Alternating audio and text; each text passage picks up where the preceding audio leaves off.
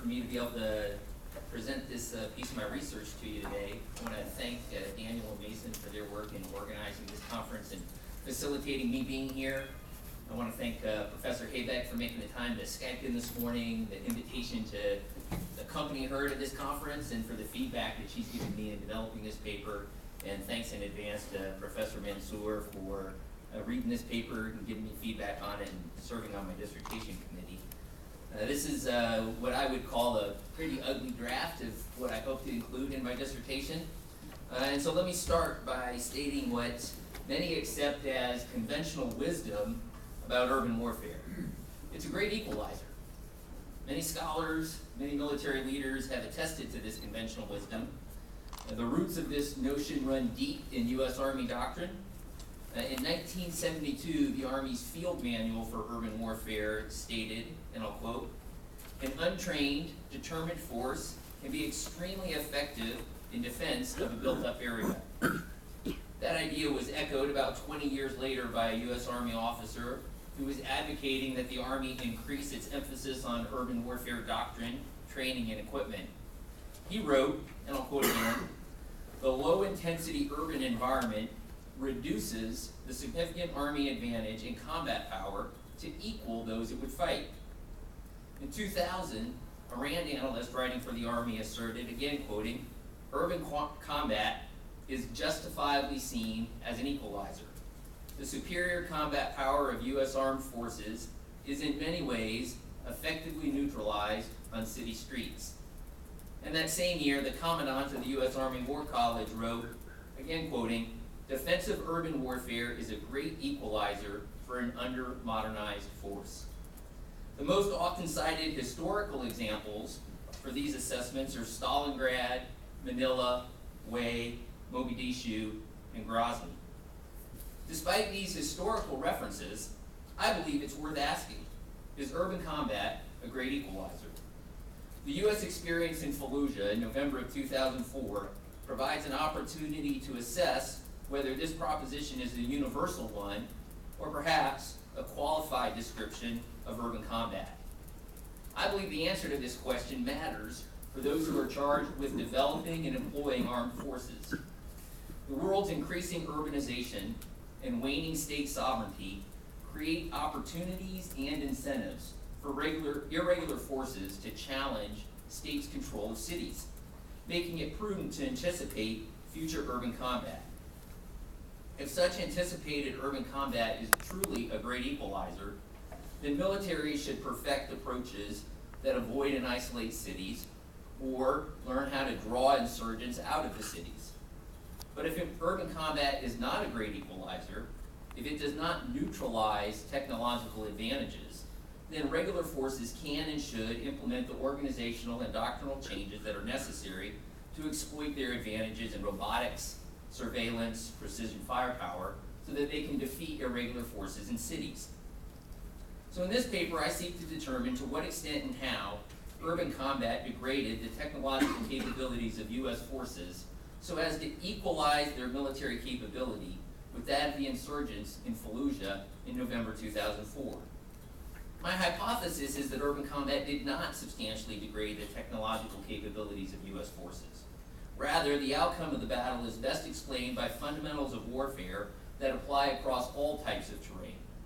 I believe the Second Battle of Fallujah shows that U.S. forces can employ advanced weaponry, collect and analyze intelligence, and effectively command and control their units in such a manner as to achieve their operational objectives with acceptable collateral and friendly casualties.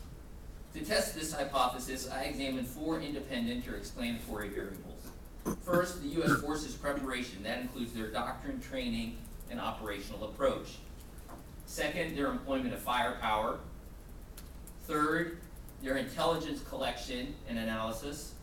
And fourth, the effectiveness of their communication systems. I'll then assess the effect that these explanatory variables have on the military capability of the adversaries in the conflict by analyzing 5 dependent or outcome variables.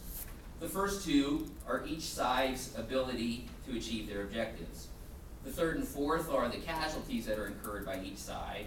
And then finally, the extent of damage to the infrastructure and the civilian casualties. The Second Battle of Fallujah has all the elements necessary to test this great equalizer argument. Fallujah is a typical small Iraqi city with dense construction supported by modest infrastructure. It has a dense array of masonry buildings that create narrow streets which limit military traffic to only a few routes. And the flat roofs provide ideal defensive positions. In 2004, this city, which is 25 square kilometers, had an estimated 300,000 residents and 39,000 buildings. Important in this case is that the nascent Iraqi government and the US-led coalition had agreed it was necessary to regain control of the city before the elections that were scheduled in January of 2005. And they persuaded an estimated 90% of Fallujah's residents to leave before the assault began, definitely making it a unique case. 1st Marine Expeditionary Force, which was responsible for all operations in Anbar Province, brought together 2 regimental combat teams with some U.S. Army augmentation to conduct the assault and establish a cordon around the city. These RCTs had modern weapons, night vision equipment, communication systems. They were supported by a wide array of intelligence systems. They had nearly continuous surveillance of the city and technical monitoring of the insurgents' communications. And they could access a vast array of both air and ground supporting fires. Inside the city, there were more than 2,000 insurgent fighters. They were equipped with small arms and IEDs. They had constructed more than 300 defensive positions. They booby-trapped houses, and they had built obstacle belts with IEDs, barriers, earthen berms, and ditches. These insurgents had trained to quickly move men and supplies through U.S. blockade. They had trained to ambush units, and had trained it with their use of snipers to delay the U.S. assault. They were a prepared and a determined force, but they were substantially less equipped than their U.S. adversary. So having established that this is a case of dissimilar forces fighting in a city, let's examine how the U.S. forces prepared for and conducted the fight. The U.S. forces had adequate doctrine training and planning for this operation. The Marines' doctrine for urban combat told them to rely on training and tenacity when fighting in cities. And so accordingly, 1st MEF planned to advance very deliberately with dismounted infantry to clear buildings and request supporting fires only when they met a level of resistance that the infantry could not address. In contrast, the Army's latest urban warfare doctrine emphasized the continuity between urban combat and combat in other types of terrain. It gave added weight to the ideas of maintaining tempo, conducting combined arms operations, and using precise indirect fires to destroy enemy forces. Thus, the Army battalions that were attached to the RCTs planned to move as quickly as possible through the city, relying on their armored vehicles for protection and destroying every encountered enemy position with superior firepower. The firepower that was available to U.S. forces far exceeded that the insurgents had, in both in quantity, precision, reliability, and effectiveness. During the battle, U.S. forces fired more than 7,000 rounds of artillery and mortars. Aviation units delivered more than 700 rockets, missiles, and bombs.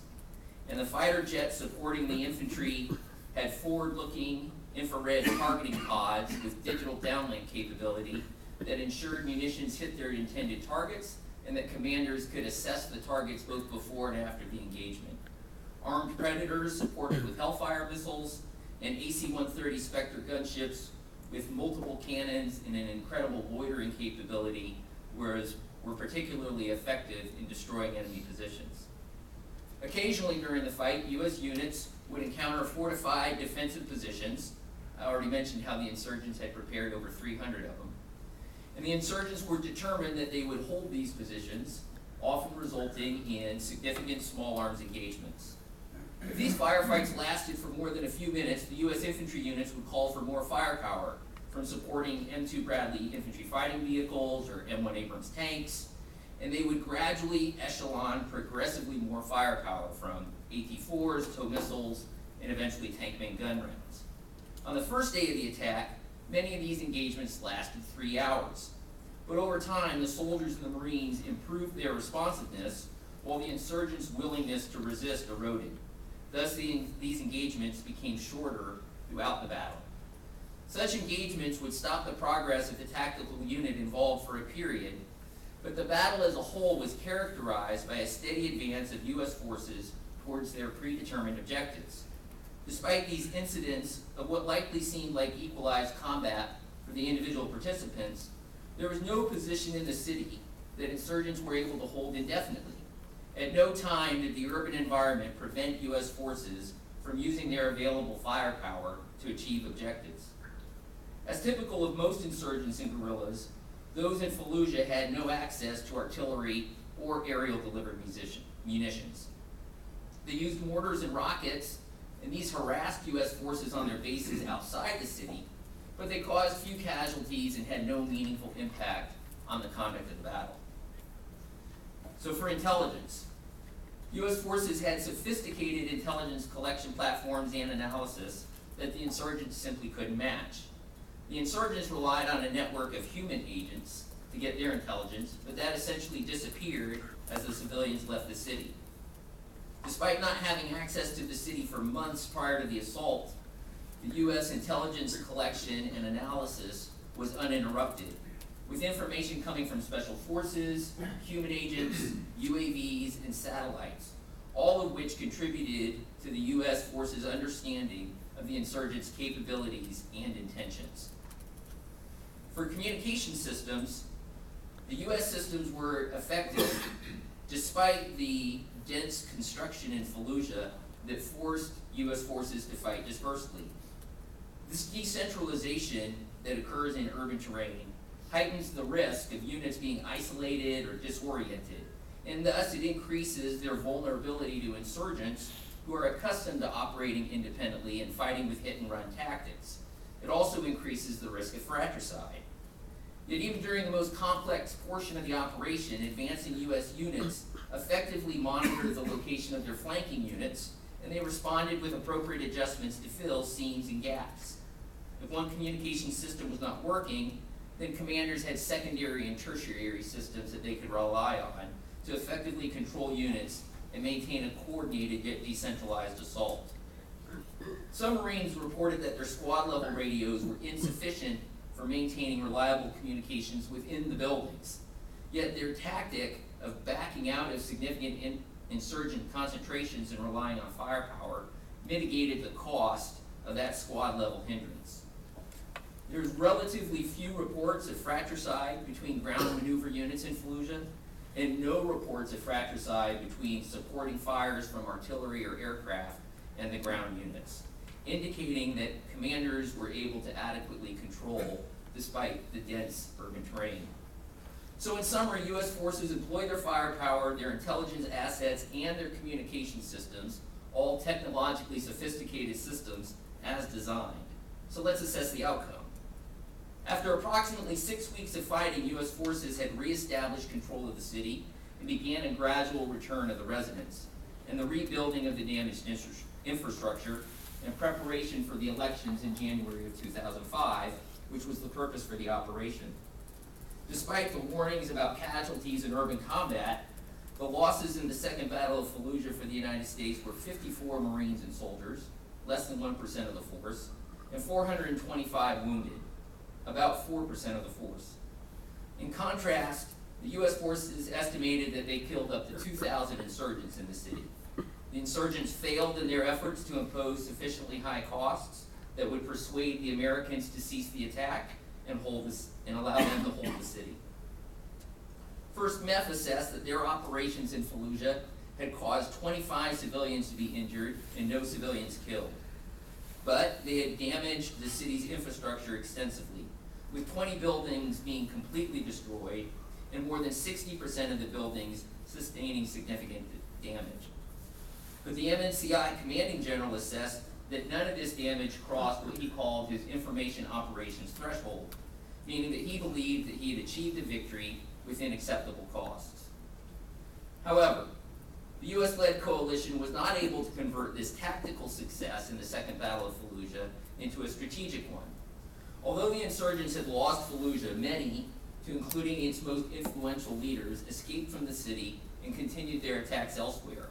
For the next 2 years, there were rising levels of violence throughout Iraq, and especially across Anbar province, that was not abated until the Sunni awakening and the implementation of the surge strategy in 2007. During the January 2005 elections, which was the purpose of the operation, there were 7,800 votes cast in Fallujah, what had previously been home to 300,000 citizens. And 3 months after the battle, only 30% of Fallujah's pre-battle residents had returned. So control of a city without its people is a pretty hollow achievement. So to what extent and how did the urban environment degrade the technological capabilities of U.S. forces so as to equalize their military capability with that of the insurgents in Fallujah in November 2004? I assess not substantially. Despite the inevitable fog and friction that accompanies any combat operation, U.S. forces achieved their operational objectives with acceptable civilian and friendly casualties.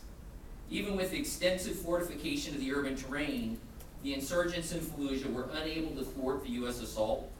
They ultimately ceded control of the city, and they paid a significant price for trying to repel the attack. The ability of the U.S. force to accomplish its military objectives and the failure of the insurgents to accomplish theirs indicates their capabilities were not equal. Any degradation of U.S. technological capability that was caused by the urban environment was insufficient to equalize the force's military capabilities. Now, one might consider how the United States committed more combat power to clear Fallujah of 2,000 insurgents in November of 2004 than they used to destroy 2 Iraqi armor brigades during the 1991 Gulf War.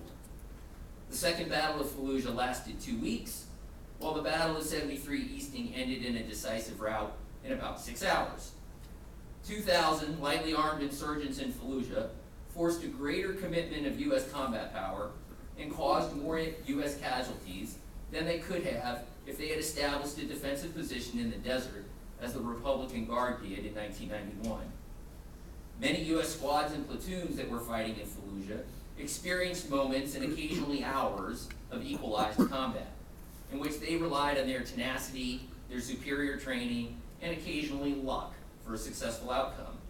Certainly in such engagements, U.S. forces would have felt equal in capability with their insurgent adversaries. Yet the extent of the equalizing effect of the urban terrain on both sides' military capabilities was minimal, as the insurgents were unable to accumulate any equalizing effects. No engagement between U.S. forces and insurgents ended with the insurgent force holding the contested room or building or block. Outside of localized engagements, the combat between U.S. forces and the insurgents was decidedly unequal. Why were U.S. forces in Fallujah able to defy the predictions of so many experienced military analysts and successfully employ their technological capabilities? I think many analysts overestimated the insurgents' ability to leverage the advantages of defending an urban terrain. The great equalizer argument was developed from an understanding of the advantages that defenders have in cities. However, guerrillas have a limited capacity to capitalize on those advantages when fighting regular forces. Guerrilla warfare does not equalize combat. Rather, it offers the irregular forces the time and the space necessary to develop sufficient strength to challenge their regular force adversary with conventional means. But insurgents in cities are no more able to equalize combat than insurgents in jungles or other complex terrain. Urban combat creates unique challenges that require unique solutions. However, forces with the access to a state's wealth can and should develop the doctrine, tactics, and material necessary to fight in cities and win. So is urban combat a great equalizer? I think the answer to the question depends on your perspective. Individual soldiers in squads with a mission of clearing a room or a building are likely to feel their capabilities quite equal to those of their adversaries. However, technologically sophisticated regular forces do not lose all of their advantages simply by fighting in a city. With that, I look forward to your questions and comments. Thank you.